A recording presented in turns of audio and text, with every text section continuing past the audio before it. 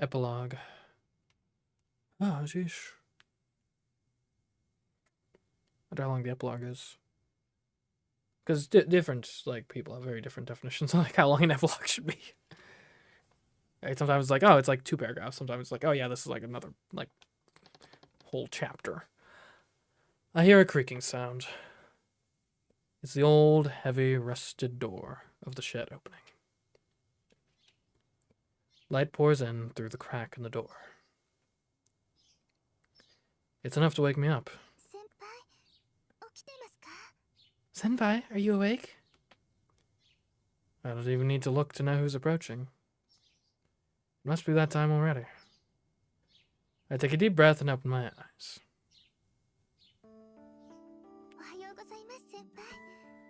Oh, right. Sakura. Been a while. Good morning, Senpai. It's time already. I see that. Morning, Sakura. Thanks for waking me up. It's nothing. I knew you'd wake up anyway, so I didn't need to do anything. Got it. Sakura came all the way out here to wake me up. It's no trouble. I just wanted to wake you up this morning. I woke up half an hour earlier than usual. Today's a special day after all. Is it? Oh. Then I remember. That's right, it is a special day. Sakura, I don't think I even need to ask, but Fujini's not here yet, right? No, Miss Fujimaru's not here yet. Oh, but Ilya's already here. I forget if Sakura even met Ilya. I feel like that whole thing, like, happened after Tosaka, like, banned her from the house. But I could be wrong. It's been a bit. I know it. If Ilya's here, then that can mean only one thing. Crap. Sorry, Sakura, but I need you to take care of breakfast this morning. I'm going to go wake Fujini up. Oh, okay. Good idea, Senpai.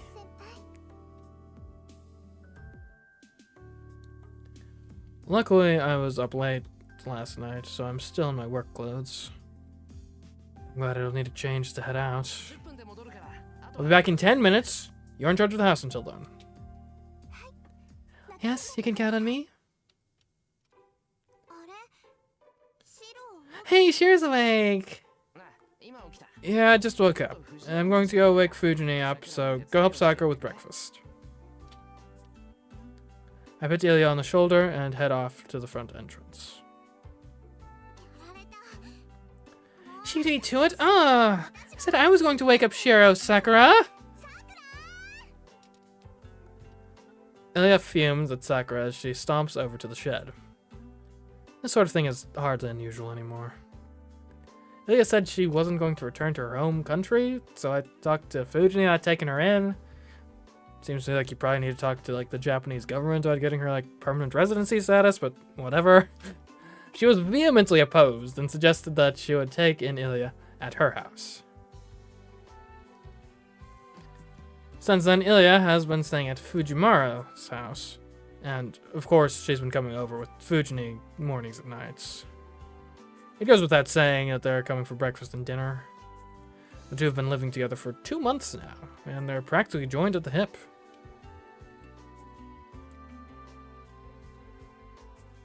When I pass near the shed wall, I hear Sakura and Ilya talking. Ilya's pretty blunt, so I thought she wouldn't get along with Sakura, but that doesn't seem to be the case. They're like an odd couple. Ilya's energetic, while Sakura's more laid back. It seems like they get along in spite of their differences. In fact, Sakura has regained her usual cheer thanks to Ilya. Ever since Sakura's older brother Shinji disappeared and was listed as missing, she'd stopped smiling. Girl, like, come on. I get he's your brother, but, like, over him? Really? Like, he had every bit of misfortune that happened coming to him, let's be honest. She must have sensed that he had something to do with the mass coma incident at the school. Fretting over Shinji, Sakura shut herself away.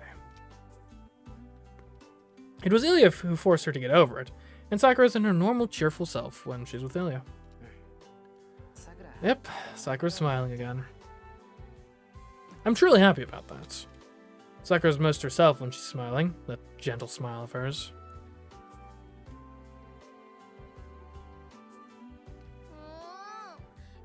Ilya's so mean. I even offered her a little extra pocket money to wake me up no matter what. Fujini is in tears as she shovels breakfast into her mouth. I had no choice. If I waited for you to wake up, I would be late, and I worked enough to earn my pay. If you want to work harder, then you should just raise my allowance rather than giving me a little extra sometimes. Okay, I see. So she wants a higher wage instead of just getting bonuses. Gotcha, gotcha. I do get money from grandfather too. Why is this child such a miser? Nobody will like you if you're so stingy at such a young age. That's okay as long as the person I like doesn't like that. I don't care what anyone else thinks. Oh, by the way, Taiga, I want my money you borrowed the other day back. It was payday 5 days ago, right? How do you know that? Reiga told me. I can give you the details of the conversation if you like. Ilya grins wryly. Unlike her more friendly relationship with Sakura, Ilya and Taiga are practically cats and dogs. Ilya gets really mean with Fujini. Even her smile reminds you of a certain someone's smirk. You got until tomorrow. If you can't pay me back, I'll take it out of your allowance, Taiga. Wait, who is getting the allowance here? Who? Well, I can't believe grandfather told you about that. Yeah, I'm with him all day. Taiga even said I'm cuter than you, Taiga.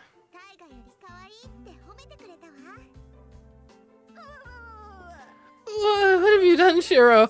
This girl's a devil. She's going to take over the whole Fujimura group. But you're the one who insisted on taking her in personally instead of letting me deal with her. What can I say? More importantly, why does a grown woman still get an allowance from her grandfather?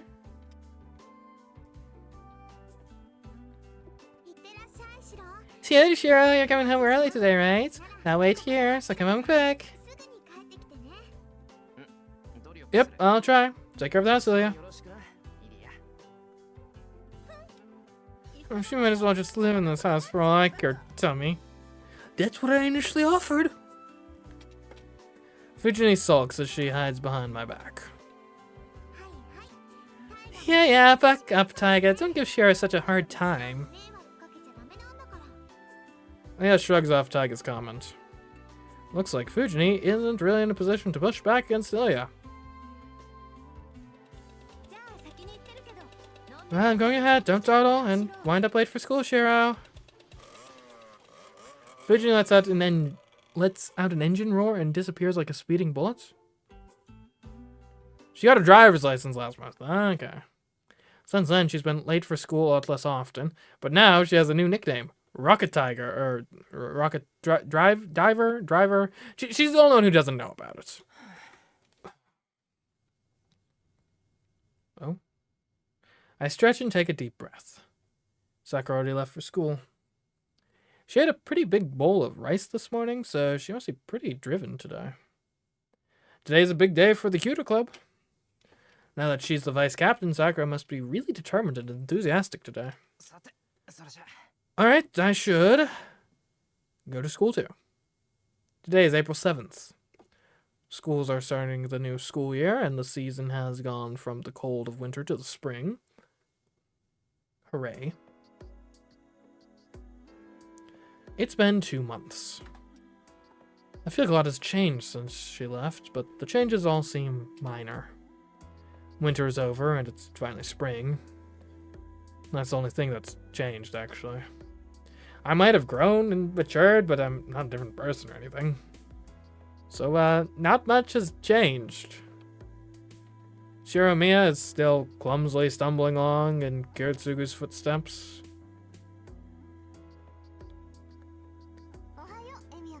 Morning, Emiya. Fancy running into you this morning. Hey there! Nice weather we have today, Tosaka. I wave in greeting.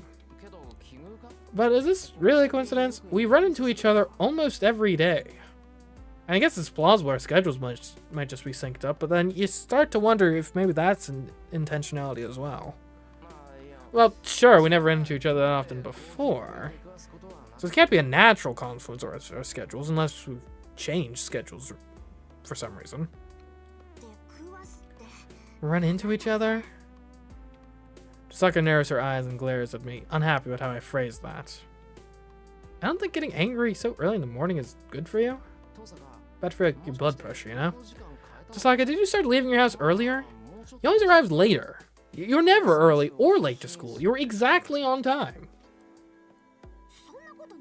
That's not true. It was just a coincidence that we never saw each other. Do you know your house and mine are in opposite directions? So if we woke up at a normal time and walked down the hill at the same time, we'd naturally meet up here. Huh. That's news to me. I guess that's not so surprising. Wait a minute. That's only possible if our daily schedules are the same. For Tosaka to reach this intersection at this hour, she'd have to wake up at 6 in the morning. But that's... Tosaka, you must be exhausted. I just come right out and say it. What are you talking about? I'm not tired, and I'm not pushing myself either. Why do you say that? Well, because you're not a morning person. If you go to school while you're half asleep, your goody two-shoes front might collapse. You'd be a goner if you fell asleep in class. If someone woke you up, you'd go berserk, and they'd see your true, terrifying face. Like, who dares disturb my slumber kind of terrifying. I would never do something like that. I would never make a mistake like that just because I woke up 30 minutes earlier. Aha, so you did wake up 30 minutes earlier. Oh, so you did wake up earlier than usual. Oh, come on, it doesn't matter what time I get up. You have time for trivial questions like that, then get to school. Tosaka huffs and looks away. She has a point. So I'm going to let this go and just resume our walk to school.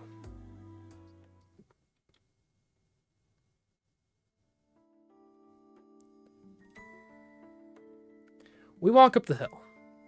The townscape below has bloomed into a springtime scene. The breeze is pleasant, and the leaves of the cherry blossom tree planted near school dance in the wind from time to time. It makes me smile. Hey, are you mostly going to your job this week? Yo, quite frankly, I forgot I even had a job. Right, yeah, I've got a job. Forgot about that. Not that it matters to me since it's your time and all, but you're not overworking yourself, are you? No, I got the day off today. I heard the Cuter Club was holding a welcome party for the new members, so I figured I'd bring Ilya to hang out. You've got guts. You don't even bat an eye bringing Ilya to school? You're something else. What do you mean, I've got guts? What's wrong with bringing Ilya to school? Is she too young?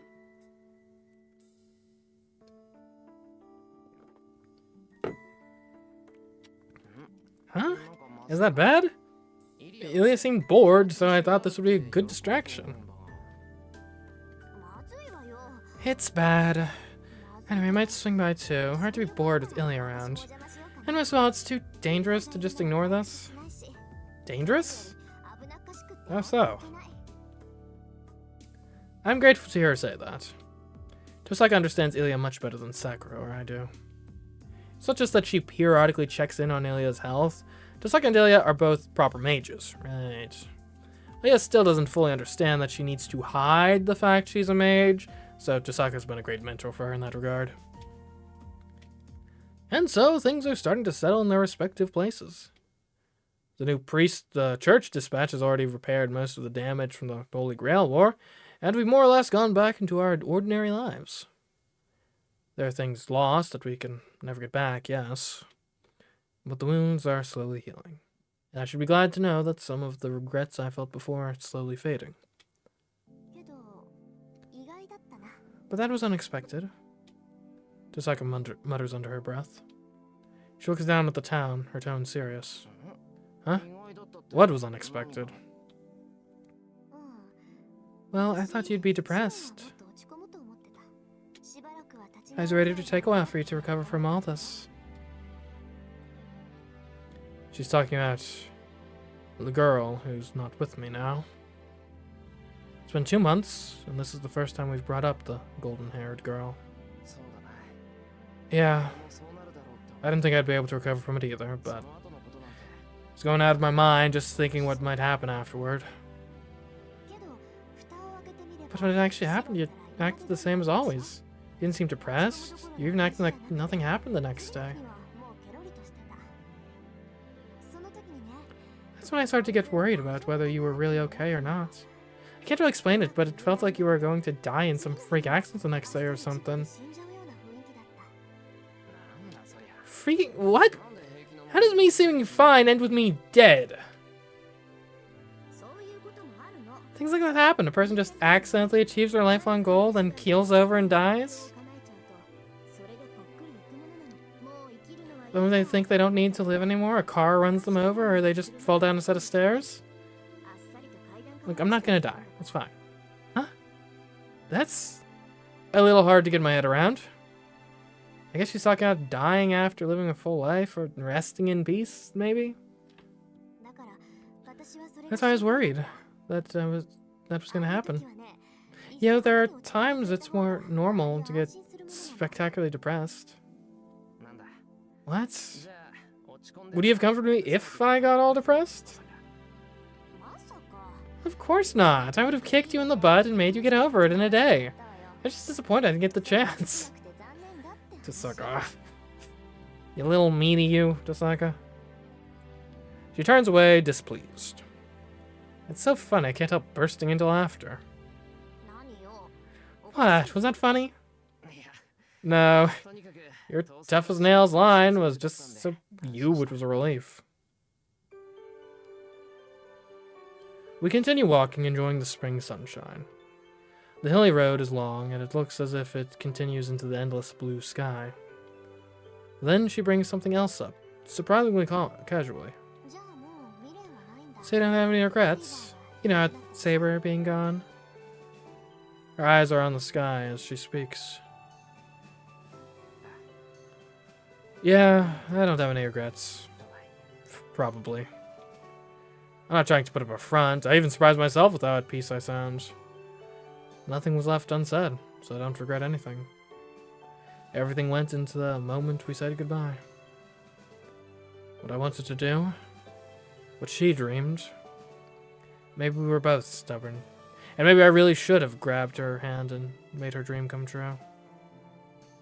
But there was something we both felt was beautiful, and we both desperately tried to protect it until the very end. I have no regrets. As she properly ended her time. I can't let myself be stuck in those memories forever. Huh, so you've already settled that matter for yourself. So that's why you're not depressed. Yeah, you're just going to drown in your memories. Yeah, but I still dream about her. I'm going to remember her for the rest of my life. One day my memories of her will fade, and I'll forget her voice and her mannerisms. But still, I'll never forget what happened, or that I loved her. Tosaka doesn't say a thing. But for some reason, she looks elated. She's practically skipping now. What's going on, Tosaka? What's the rush? Did something happen? Nothing. I just want to get to school quickly. So come on, hurry, Shira. I'll leave you behind if you're too slow. She turns around and starts to run up the hill. What the hell? Why would she push herself when she's not a morning person? I grumble, then sling my bag onto my shoulder and run to catch up. It's only 7:30 in the morning.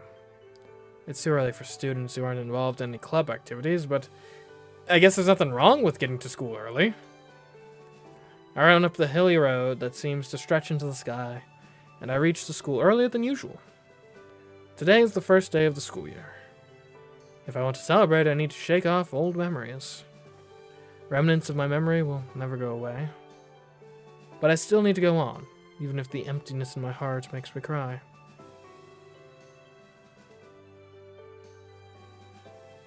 The blue sky is off in the distance. It feels so close.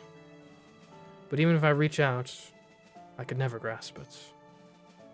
I've looked to the stars before. They're unreachable stars, unfulfilled wishes. Nothing of ours remains behind. So someday, my memories of her, even the image of her face, will disappear. And yet, even if I can't ever reach her, something will remain in our hearts. There may be nothing physical left, but we both shared time together and looked up at the same things. If I can remember that, I can believe that we're still together, even across such a great distance. Some things are bound to disappear, but others never will. So I'm going to keep running. If I push far enough, I might one day reach what I was aiming for. The new beginnings of spring, after the end of a harsh winter.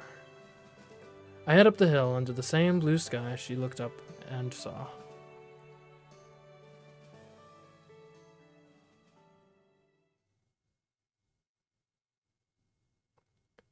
The battle is over. This is her final battlefield. The battle that split her country in half and ended with the king's victory. Oh, we're here. Oh, okay. The night runs to her. The battle's over. Blood-red sunset has faded, and now the darkness of night covers the battlefield. The hill is littered with corpses and curses.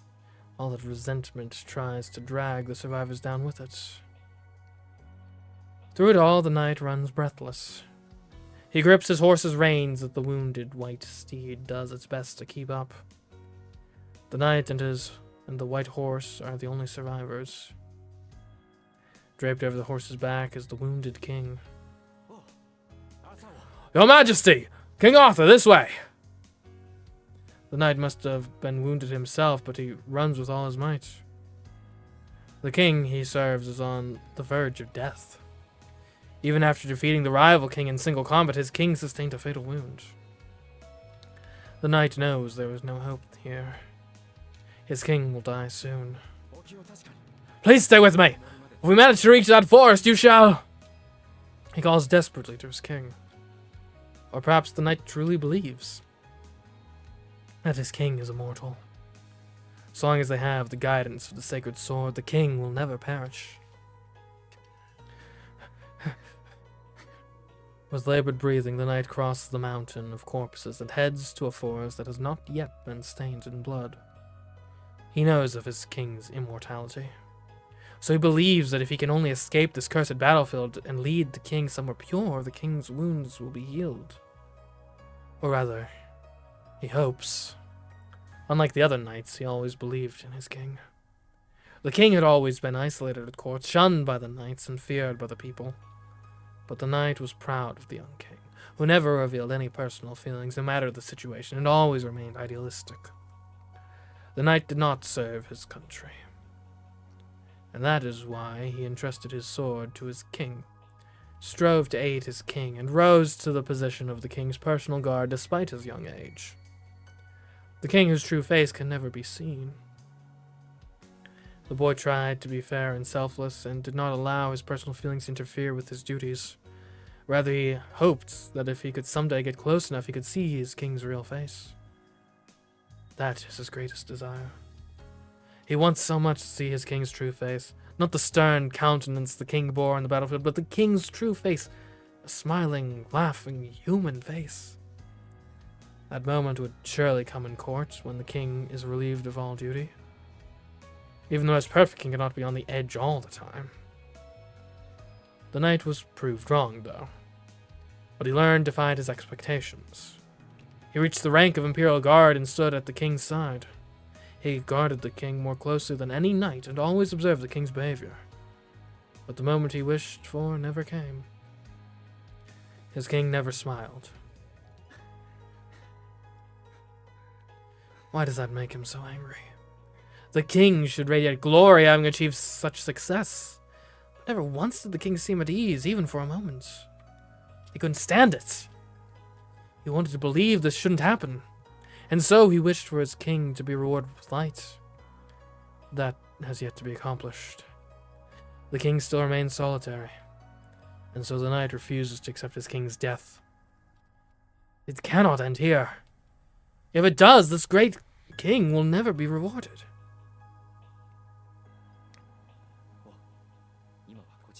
Your Majesty, please stay here.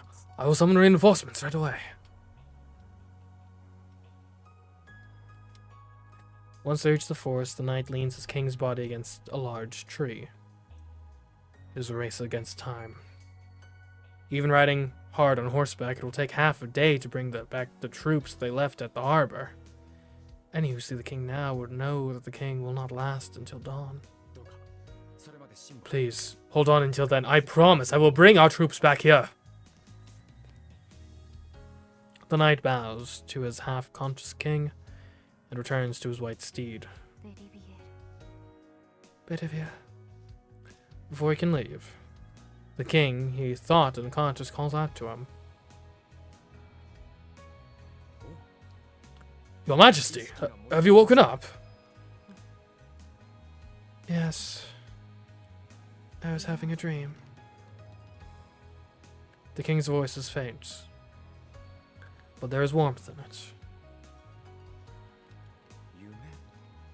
A dream, sire? The knight's voice is imploring. The king's life is balanced on the tip of a blade. The darkness will surely take his king if the knight does not respond. Yes. I have not had many dreams, so it was a valuable experience. That is wonderful. Please have a pleasant rest. I will call for reinforcements while you do. A faint gasp.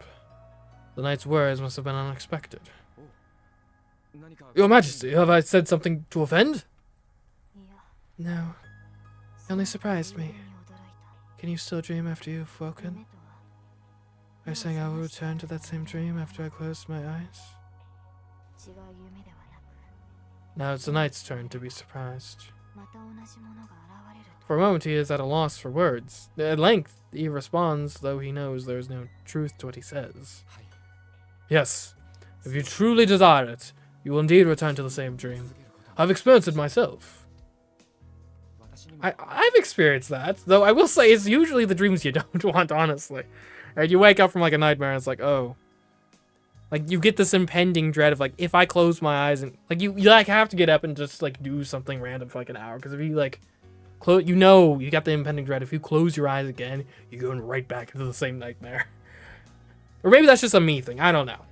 I tend to have nightmare continuity within a single night if I have a nightmare, so yeah.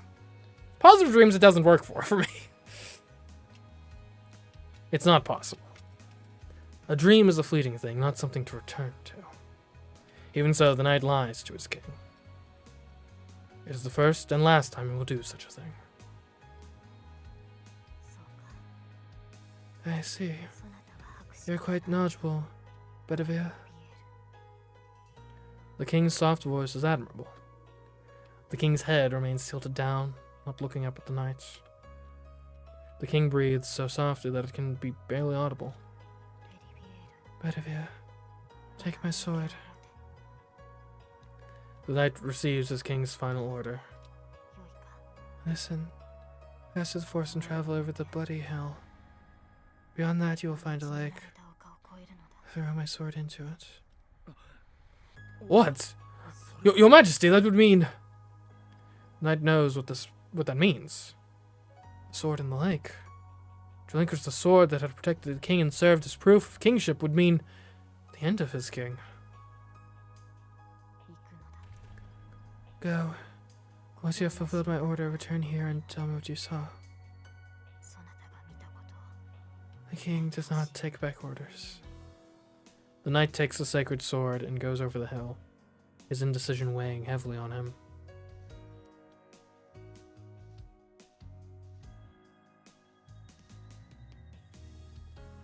And so, 3 times the knight hesitates to follow his king's command. The lake looms in front of him, but he cannot throw the sword away. Doing so means his king will disappear. The knight's unwillingness to part with his king stays his hand, and so he returns to his king. Once again, the king orders him to throw the sword into the lake. When the knight lies and claims he's thrown the sword into the lake as ordered, his king simply replies, "Do as I have commanded you." To defy the king's order is a great sin for a knight, but he's already done so twice. Each time he stands before the lake, he hesitates at the thought of losing this king. No more. When the knight realizes he cannot alter his king's decision on his 3rd visit, he hurls the sword into the lake. The sacred sword returns to the lake. A white hand emerges from the water and catches the blade, and the sacred sword vanishes from the world. And the knight finally accepts it. The end of his king. The responsibilities that had so long burdened the knight finally come to an end. By the 3rd time he crosses the hill, the first rays of morning light touch the forest. The ruins of the battlefield now distant. There is no trace of the bloody battle. Only a thin haze covers the hill. I've thrown the sword into the lake. It is back in the hands of the Lady of the Lake. At the knight's words, the king's eyes open. See? Then you must stand proud. You have obeyed your king's command. The knight gives a silent nod to that voice, knowing the speaker's on the brink of death. It's all over. Turmoil will continue to grip the nation. The wars will not end. The day of ruin will come soon. But the king's battle is over. Because he, or rather she, fulfilled her role till the very end. The light fades. With everything done, the last of the strength that kept her going is spent. We must apologize, Bitavia. This sleep will be a long one. She closes her eyes, slowly as if going to sleep. The morning light spills through the treetops. As the king drifts to her eternal rest, a hush falls over the forest.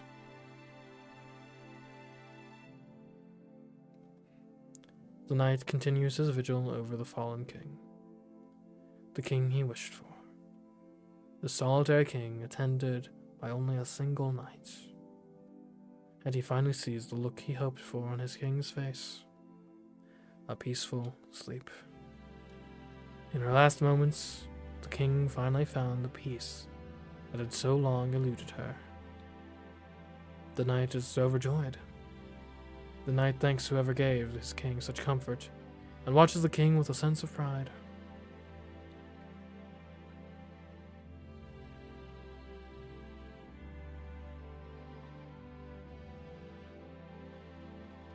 The heavens are distant, and the clear sky is blue. The battle is truly over. Are you watching, King Arthur? His words ride the wind.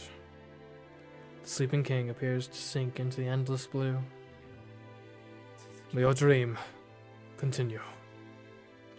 A distant dream takes her.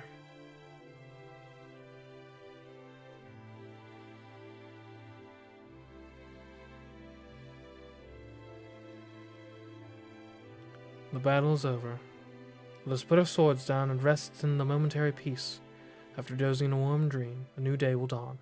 The day continues on, and we are still following the same star we once saw.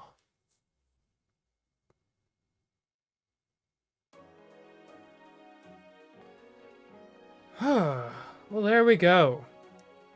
That is Fate Stay Night. Yeah, that was enjoyable. Very nice. Emotionally resonant. Fun mysteries throughout. Poignant ending. Gotta love a nice little sort of bittersweet ending. Because sometimes, like, the endings where it's just everything works out and everyone's just fine, like, it's too sugar-coated. It's too sweet to accept. It's like, if you ever seen The Matrix, there's like, a scene where, Agent Smith is explaining, like the previous Matrixes, and it's like, oh, we had a Matrix where just everything was perfect, but the humans didn't accept it because it was, like, too good to believe. And I feel like sometimes some endings can be overly like that. Like, I finished another Code Recollection recently, and one of my critiques of that game is that there's a I try not to spoil, but there's a particular plot point that is resolved, like, way too easily in like a happy manner, but not a satisfying manner in the slightest.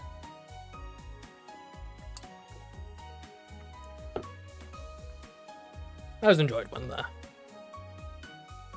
the writers have the stones to just make you sad.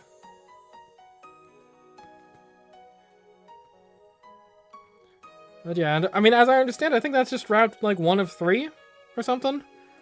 So, might be doing some more. Not sure if we'll dive directly into it. Probably can wait at least, like, 2 weeks or so, but yeah.